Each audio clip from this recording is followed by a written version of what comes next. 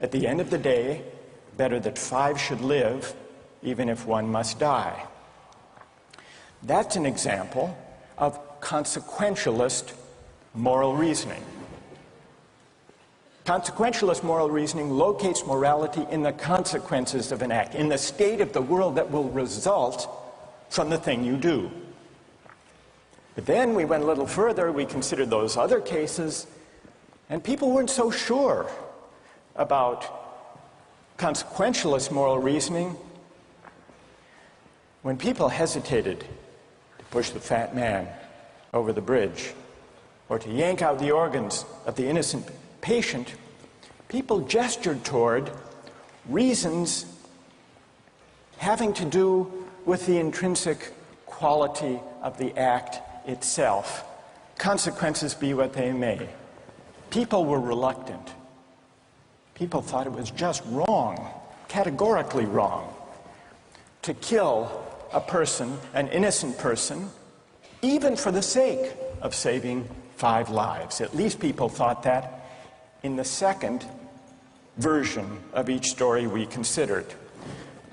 So this points to a second categorical way of thinking about moral reasoning. Categorical moral reasoning locates morality in certain absolute moral requirements, certain categorical duties and rights, regardless of the consequences. We're going to explore in the days and weeks to come the contrast between consequentialist and categorical moral principles. The most influential example of consequential moral reasoning is utilitarianism, a doctrine invented by Jeremy Bentham, the 18th century English political philosopher. The most important philosopher of categorical moral reasoning is the 18th century German philosopher Immanuel Kant. So we will look at those 2 different modes of moral reasoning, assess them, and also consider others. If you look at the syllabus, you'll notice that we read a number of great and famous books. Books by Aristotle, John Locke, Immanuel Kant, John Stuart Mill, and others. You'll notice, too, from the syllabus that we don't only read these books. We also take up contemporary political and legal controversies that raise philosophical questions. We will debate equality and inequality, affirmative action, free speech versus hate speech, same-sex marriage, military conscription, a range of practical questions. Why? Not just to enliven these abstract and distant books, but to make clear, to bring out what's at stake in our everyday lives, including our political lives, for philosophy. And so we will read these books, and we will debate these issues, and we'll see how each informs and illuminates the other. This may sound appealing enough, but here I have to issue a warning. And the warning is this: to read these books in this way, as an exercise in self-knowledge, to read them in this way carries certain risks. Risks that are both personal and political. Risks that every student of political philosophy has known. These risks spring from the fact that philosophy teaches us and unsettles us by confronting us with what we already know. There's an irony. The difficulty of this course consists in the fact that it teaches what you already know. It works by taking what we know from familiar, unquestioned settings and making it strange. That's how those examples worked. The hypotheticals with which we began, with their mix of playfulness and sobriety. It's also how these philosophical books work. Philosophy estranges us from the familiar, not by supplying new information, but by inviting and provoking a new way of seeing But, and here's the risk, once the familiar turns strange, it's never quite the same again. Self-knowledge is like lost innocence. However unsettling you find it, it can never be unthought or unknown. What makes this enterprise difficult, but also riveting, is that moral and political philosophy is a story, and you don't know where the story will lead, but what you do know is that the story is about you. Those are the personal risks. Now what of the political risks? One way of introducing a course like this would be to promise you that by reading these books and debating these issues, you will become a better, more responsible citizen. You will examine the presuppositions of public policy. You will hone your political judgment. You will become a more effective participant in public affairs. But this would be a partial and misleading promise.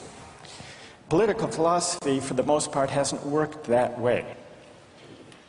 You have to allow for the possibility that political philosophy may make you a worse citizen rather than a better one, or at least a worse citizen before it makes you a better one. And that's because philosophy is a distancing, even debilitating activity. And you see this going back to Socrates. There's a dialogue, the Gorgias, in which one of Socrates' friends, Callicles, tries to talk him out of philosophizing. Callicles tells Socrates, philosophy is a pretty toy if one indulges in it with moderation at the right time of life. But if one pursues it further than one should, it is absolute ruin. Take my advice, Callicles says. Abandon argument. Learn the accomplishments of active life.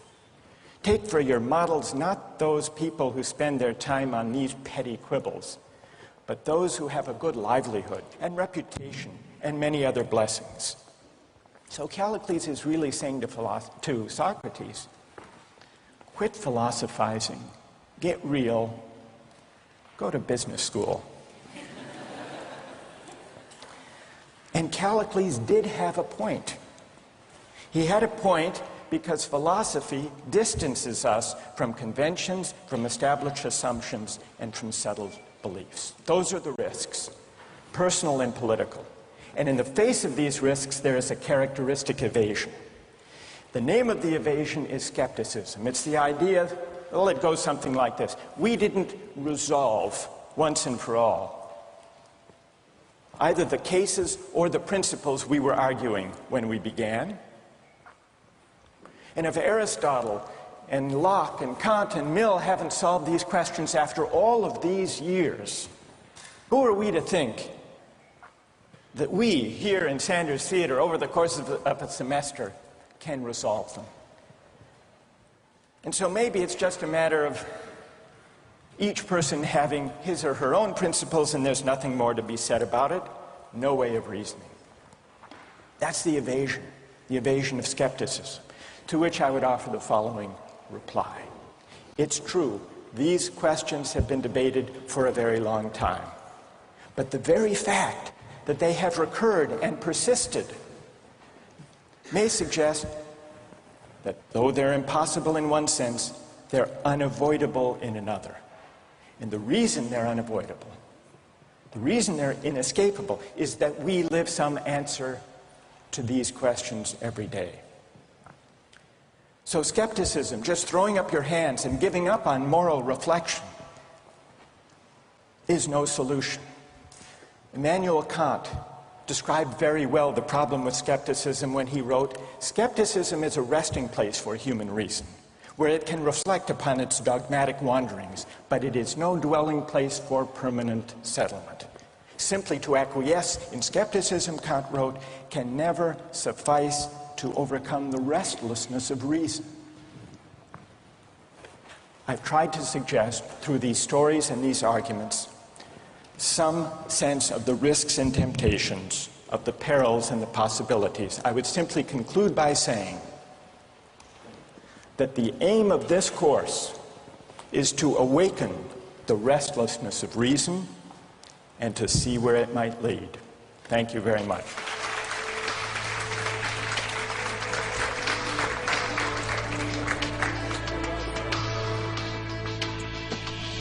Like, in a situation that desperate, you have to do what you have to do to survive. You have to do what you have to do. You got to do what you got to do, pretty much. If you've been going 19 days without any food, you know, someone just has to take the sacrifice. Someone has to make the sacrifice, and people can survive. All right, that's good. What's your name? Marcus. Marcus. What do you say to Marcus?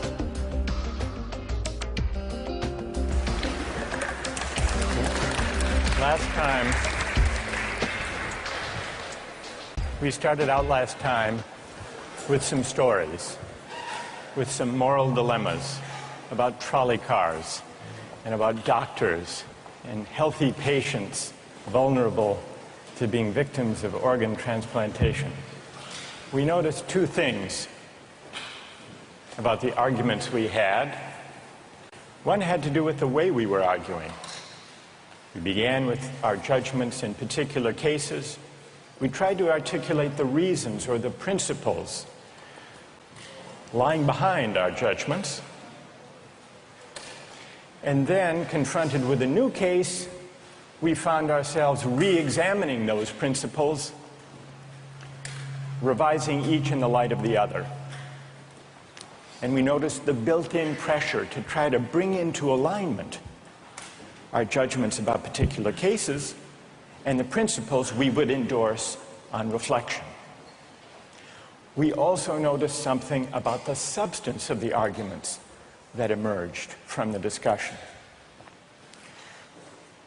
We noticed that sometimes we were tempted to locate the morality of an act in the consequences, in the results, in the state of the world that it brought about. And we called this consequentialist moral reasoning. But we also noticed that in some cases, we weren't swayed only by the result. Sometimes, many of us felt that not just consequences, but also the intrinsic quality or character of the act matters morally. Some people argued that there are certain things that are just categorically wrong, even if they bring about a good result, even if they save 5 people at the cost of 1 life. So we contrasted consequentialist moral principles with categorical ones. Today, and in the next few days, we will begin to examine one of the most influential versions of consequentialist moral theory, and that's the philosophy of utilitarianism. Jeremy Bentham, the 18th century English political philosopher, gave the first clear systematic expression to the utilitarian